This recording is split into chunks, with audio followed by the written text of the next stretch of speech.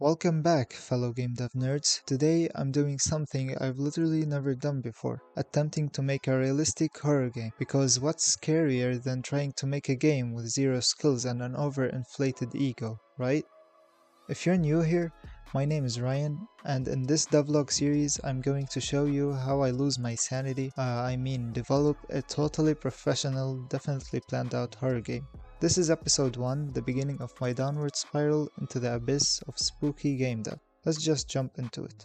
I started off super basic. I threw together an empty HDRP scene because who needs a pre-made template when you can start from a blank canvas and spend hours just to get the sky looking right. That's efficiency, my friends. I whipped up a player controller so I could, walk. Walking is important in horror games, mainly so you can run away from things trying to eat your face. Then I imported Cinemachine for the camera, because my camera skills are about as stable as my coffee-fueled hands on Monday morning. Cinemachine will let me do fancy stuff later, like head bobbing or even maybe a dramatic zoom-ins on the ghost who owes me 20 bucks.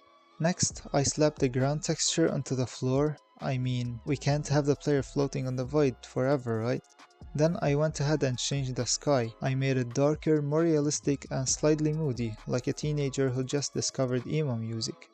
I added a moon and some fog, because what's a horror game without fog? Everyone knows fog equals spooky. It's like a law of nature. Now I needed a test object, something to interact with, so I dropped a random cabin.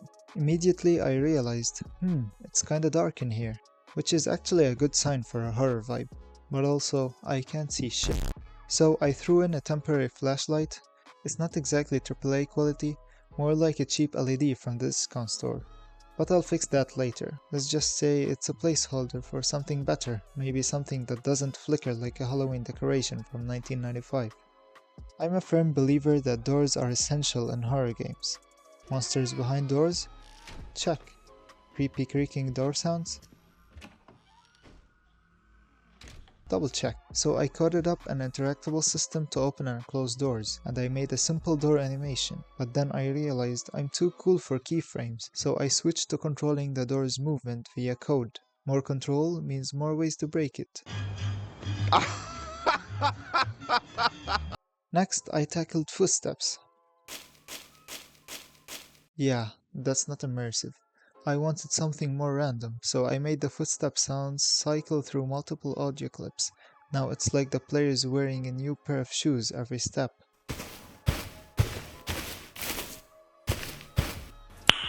Nice. I also added a jump sound effect for when the players themselves into the air, because horror game protagonists always jump for joy, right?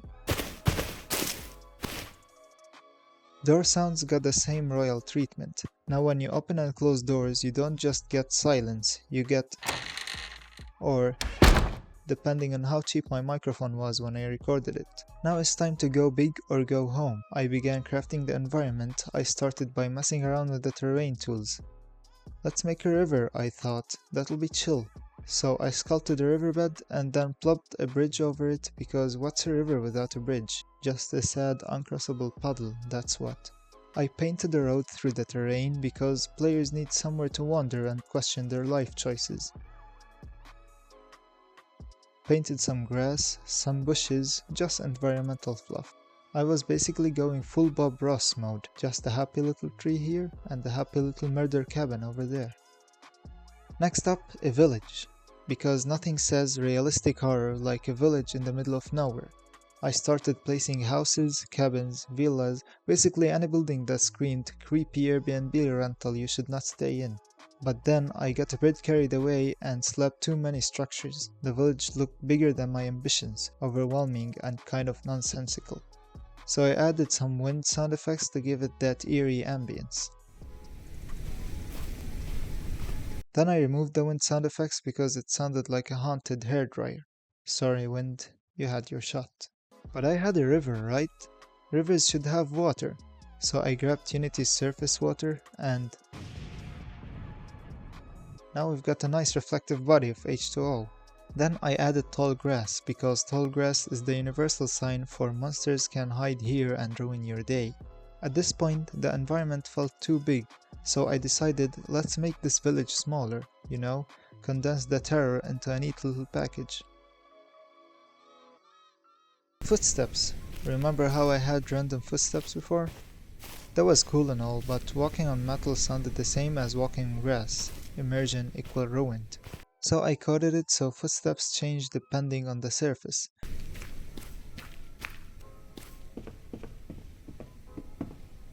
Now your ears will know when you've wandered into your creepy neighbor's back porch. But there was still something off. Even with random clips, footsteps sounded repetitive.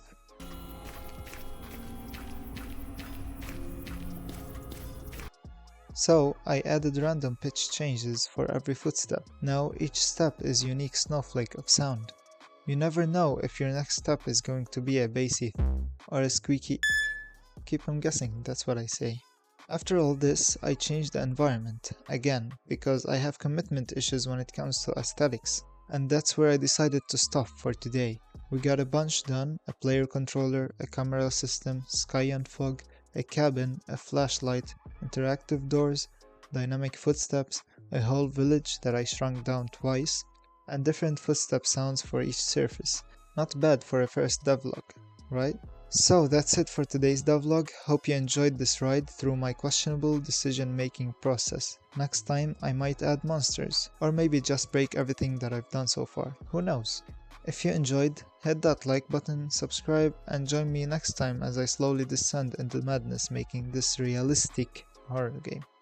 Until then, thanks for watching, and remember, if your footsteps all sound the same, just randomize the pitch and pretend it's totally intentional. Peace.